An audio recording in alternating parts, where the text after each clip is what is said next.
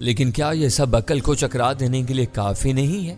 عقل اب رہی ہو تو چکرائے نا۔ اتنے عرصے میں اس نے پورا دماغ خالی کر دیا، بچی کچی یہاں کر ختم ہو گئی۔ وہ طلسم ہوش ربا سنی گئی یہاں آنکھوں سے دیکھ لو اور عقل کا استعمال ترک کر دو، یہی بہتر ہے ورنہ حواس کھو بیٹھو گی، فروزہ نے کہا۔ تھوڑی دیر کے بعد وہ واپس آ گئی، اس کا چہرہ خوشی سے چمک رہا تھا اور اس کے ہاتھ میں باقی کوئی گول سی شے تھی۔ مل گئی، دیکھو مل گئی۔ اس نے چمکتی ہوئی گراری ان دونوں کے سامنے کی۔ یہ محبت کی گراری ہے؟ ہاں، اور میری ہی ہے، میں پہچان گئی۔ بس ٹھیک ہے، تمہارا ٹرینر آ جائے، ہم دونوں کی مدد سے یہ گراری دوبارہ اس کے سینے میں لگا دو، میں تمہاری احسان مند ہوں۔ لیکن یہ تو بتاؤ مجھے اس سلسلہ میں کیا کرنا چاہیے؟ اسے بدلنے میں کافی مشکلات پیش آئیں گی، کیا گراری نکالنے میں دقت ہوگی؟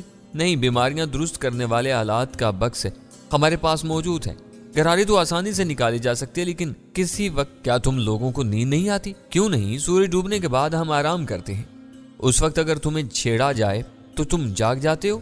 ہاں جاگ بھی جاتے ہیں، لیکن سمجھ میں آ گئی ایک ترکیب، اگر ہم جاگنے کے فیوز نکال لیں تو پھر نہیں جاگ سکتے۔ جاگنے کے فیوز وہ کہاں ہوتے ہیں؟ فروزہ نے پوچھا۔ بالکل اوپر، یہاں اس جگہ دیکھو، یہ میرے جاگنے کے فیوز ہیں، انہیں نکال دیا جائے تو میں سو جاؤں گی، انہیں بآسانی نکالا جا سکتا ہے۔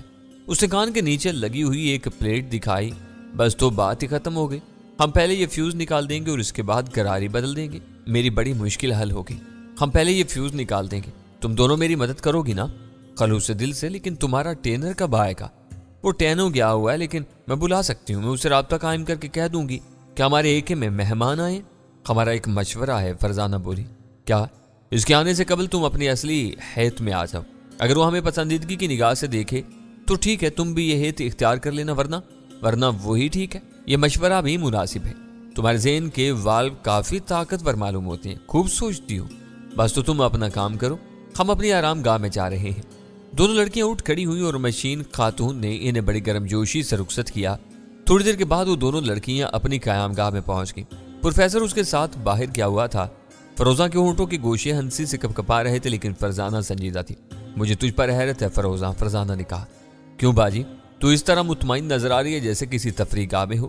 پھر کیا کروں باجی، ویسے واقعی میں خوش ہوں، ایک طویل جمود تو ٹوٹا، زندگی تو اسی وقت ختم ہو گئی تھی جب جہاز کا حادثہ ہوا تھا، یہ تو اضافی زندگی ہے، چنانچہ جس طرح بھی گزرے اچھا نظریہ ہے، مطمئن کرتا ہے۔ فرزانہ نے گردن ہلاتے ہوئے کہا اور دونوں خاموش ہو گئیں۔ پروفیسر وغیرہ لمبے ہی نکل گئے تھے، دوپہر کے بعد واپس لوٹے۔ پروفیسر کے پاس بہت سے پھل تھے جنہیں اس نے دونوں لڑکیوں کے سامنے ڈال دیا۔ یہ پھل کھاؤ لڑکیوں، میرا خیال ہے یہ آم کی بگڑی ہوئی شکل ہے، بس گٹھلیاں غائب ہو گئی ہیں، مزہ وہی ہے۔ اور لڑکیاں پھلوں پر ٹوٹ پڑی۔ باہر کی دنیا کیسی ہے ڈیڈی؟ فرزانہ نے پوچھا۔ سب کی سب وہی ہے، بس اس پر تابکاری ہے، لیکن انسانی زندگی کو کوئی خطرہ نہیں ہے۔ مشینوں کی آبادی کتنی ہے ڈیڈی؟ نہ ہونے کے برابر، پوری دنیا میں مشینی آبادی چند لاکھ سے زیادہ نہیں ہوگی، یہاں دور دور کے علاقے میں صرف یہی عمارت ہے۔ اوہ، فرزانہ نے گردن ہلائی۔ تمہاری دوستی کن حدود میں ہے؟ پکی ہو گئی ہے، فرزانہ نے مختصر کہا۔ ہمارے دوست کا خیال ہے کہ ابھی کچھ دیر اور یہاں گزاری جائے، وہ کوئی کام کرنا چاہتے ہیں۔ بہت مختصر وقت پروفیسر، صرف چند رات ہیں، وہ بولا۔ ٹھیک ہے، ہمیں کون سا کام ہے؟ پروفیسر نے ہنستے ہوئے کہا اور پھر سب آرام کرنے لگے۔ رات کو خاتون مشین آ گئی اور اس نے اطلاع دی کہ 00087 آ گیا ہے۔ میں نے اسے مہمان کی آمد کے بارے میں اطلاع دی تھی، اس نے خوشی کا اظہار کیا اور کہا ہے کہ مہمانوں کو کوئی تکلیف نہ ہونے دو، ہم تم دونوں کی شکر گزار ہیں۔ اس سے ملاقات کب ہوگی؟ صبح کو۔ میں نے اسے کہہ دیا ہے کہ آپ لوگ آرام کرنے لیٹ گئے ہیں۔ ٹھیک ہے، ہم صبح کو اس سے ملاقات کریں گے۔ تم لوگ میری ایک بات سنو گی؟ وہ دونوں لڑکیوں سے بولی اور فروزہ اور فرزانہ اس کے ساتھ باہر نکل گئیں۔ تب وہ رازدارانہ انداز میں بولی، وہ ابھی آرام کرنے لگے گا، اداس ہے، شاید اس سے جدا ہونے کے غم سے، میں اس کے فیوز نکال لوں گی۔ کیا تم دونوں میرا ساتھ دو گی؟ کیوں نہیں؟ کیا تم نے اپنے ساتھیوں کو بھی اس بارے میں بتا دیا ہے؟ نہیں، یہ اچھا کیا، لیکن پھر اس وقت تم کیسے آؤ گی جب مجھے تمہاری ضرورت ہوگی؟ ایسا کرو، ہمارے لیے کسی اور جگہ بندوبست کر دو، یہاں تم جس جگہ چاہو آرام کرو، آؤ میں تمہیں ایک اور کمرے میں لے جاؤں، اس نے کہا اور نئی جگہ دکھا دی۔ بس ٹھیک ہے، اب تم جاؤ، ہم تمہیں یہیں ملیں گے، فروزہ نے کہا اور وہ چلی گئی۔ اب وہ اپنی اصلی شکل میں تھی۔ فروزہ واپس آئی تو پروفیسر انتظار کر رہا تھا۔ کیا بات تھی؟ دوستی پکی ہو گئی ہے نا ڈیڈی؟ کہہ رہی تھی آؤ باتیں کریں گے۔ کوئی خطرہ نہیں ہے ڈیڈی، ہم اس سے باتیں کریں گے اور جب نیند آئے گی تو ہم واپس آ جائیں گے، آپ آرام سے سو جائیں۔ ٹھیک ہے، یہاں میں تمہیں کسی بات سے روک پہ نہیں سکتا، بہرحال خیال رکھنا مشین کی دوستی نقصان دہ ثابت نہ ہو۔ آپ فکر نہ کریں ڈیڈی، آرام کریں، ہم جا رہے ہیں، فروزہ بولی اور دونوں باہر نکل آئیں۔ پھر وہ اس کی بتائی ہوئی رہائش گاہ پر آ گئیں اور اس کے آنے کا انتظار کرنے لگیں۔ لڑکیوں کے لیے یہ ایک دلچسپ مشغلہ تھا۔ رات کو کافی دیر میں انہیں دروازے پر کڑکڑاہٹ سنائی دی اور وہ چونک پڑی۔ دروازہ کھلا اور وہ اندر آ گئی۔ تم دونوں تیار ہو؟ اس کی آواز میں کسی قدر گھبراہٹ تھی۔ پوری طرح۔ دونوں لڑکیاں مستعدی سے کھڑی ہو گئیں۔ کیا تم نے اپنا کام کر لیا؟ ہاں، میں نے اس کے فیوز نکال لیے ہیں۔ وہ بے جان ہے؟ ہاں، اب وہ جاگ نہیں سکتا۔ آؤ۔ فروزہ ان سارے معاملات میں پیش تھی۔ تھوڑی دیر کے بعد وہ اس کمرے میں پہنچ گئیں جہاں اب ایک نئی مشین نظر آ رہی تھی۔ یہ مشین کسی قدر سنڈول اور مختلف طرز کی تھی۔ 2 چمکدار پلیٹیں نکلی ہوئی رکھی تھیں اور اس کے ساتھ ہی بیماری دور کرنے کے اوزار رکھے ہوئے تھے۔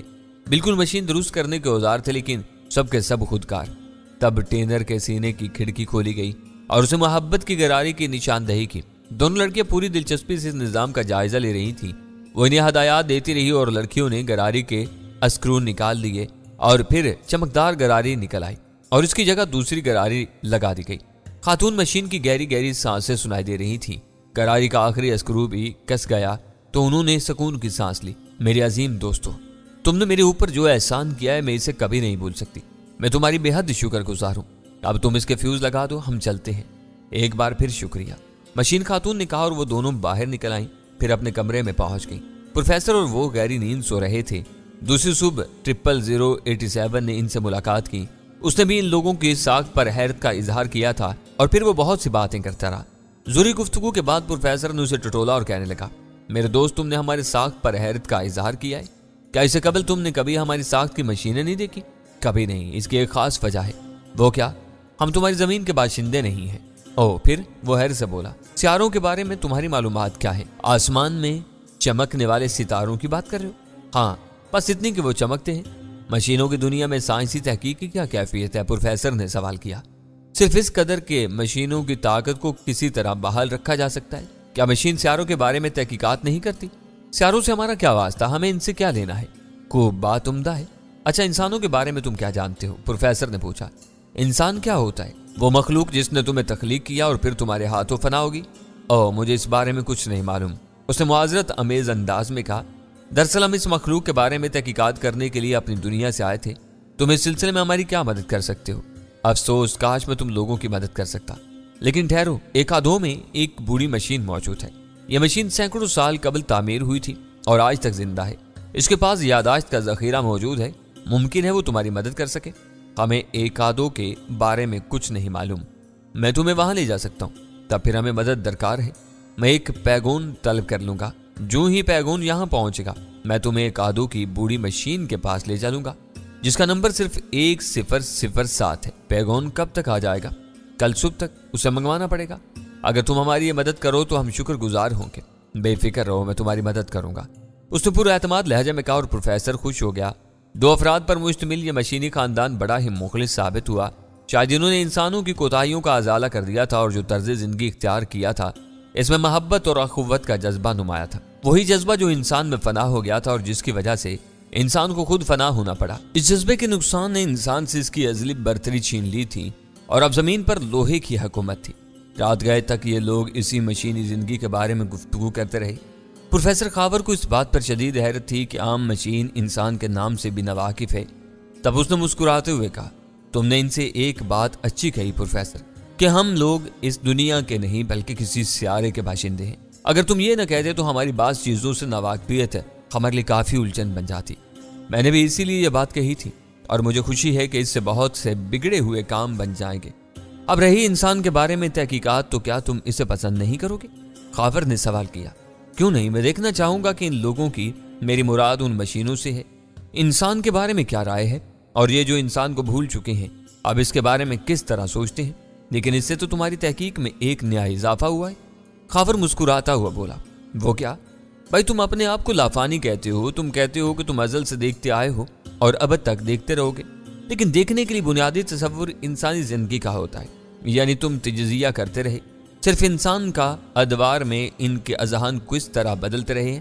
ادوار کی ثقافت کیا رہی ہے، لوگوں نے کون سا طرز زندگی اپنایا ہے، لیکن اب جب کہ انسان اس زمین سے مفقود ہو چکا ہے، لیکن تم ان مشینوں کا تجزیہ کرو گے، اور کیا تم اپنی کتاب میں ان مشینوں کو انسان کا نام دو گے؟ اس کے ہونٹوں پر مسکراہٹ پھیل گئی۔ تب اس نے آنکھیں بند کر کے مدبرانہ انداز میں کہا، پروفیسر، میں تو ادوار کا ناظر ہوں، میں نے زمین اس وقت دیکھی جبکہ اس زمین پر انسانی وجود نہیں تھا۔ پھر زمین میں انسانی کونپلیں پھوٹیں اور چلتے پھرتے جاندار پودے پوری زمین پر پھیل گئے۔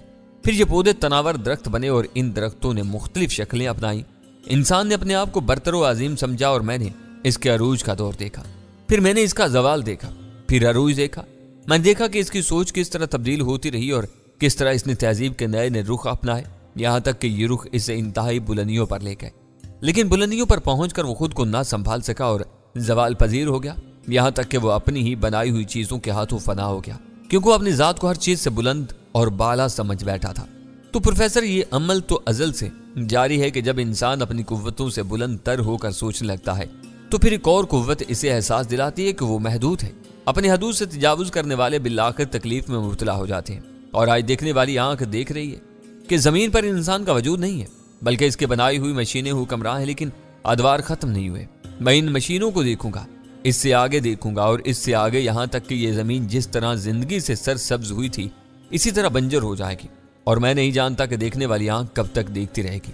لیکن تمہاری کتاب، میری کتاب پروفیسر، اس کتاب کے بے شمار اوراق بھی سادہ ہیں، ان پر ادوار کی تفصیل لکھوں گا۔ مشینوں کا دور بھی ختم ہو جائے گا۔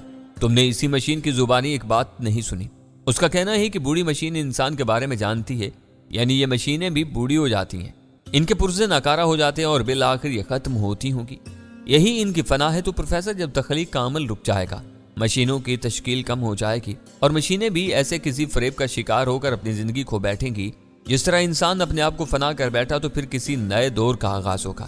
زمین کے خشک ہونے سے قبل تک زندگی تو زمین پر رہے گی پروفیسر، اور جب تک زندگی رہے گی میں زندگی کی تفصیلات اپنی کتاب میں درج کرتا رہوں گا۔ گویا تم کہیں بھی قابل تذکیر نہیں ہو، پروفیسر نے مسکراتے ہوئے کہا، اور وہ بھی مسکرانے لگا۔ گزری ہوئی صدیوں نے مجھے یہی بتایا پروفیسر، لیکن ناقابل تذکیر کی بات تم نے ٹھیک نہیں کہی۔ کیا مطلب؟ انسانی دماغوں نے مجھے ہر دور میں اپنے نزدیک پایا، لیکن ان کے پاس میرے لیے صحیح سوچ کبھی نہیں رہی۔ انہوں نے مجھے اس انداز میں نہیں دیکھا جس طرح دیکھنا چاہیے تھا۔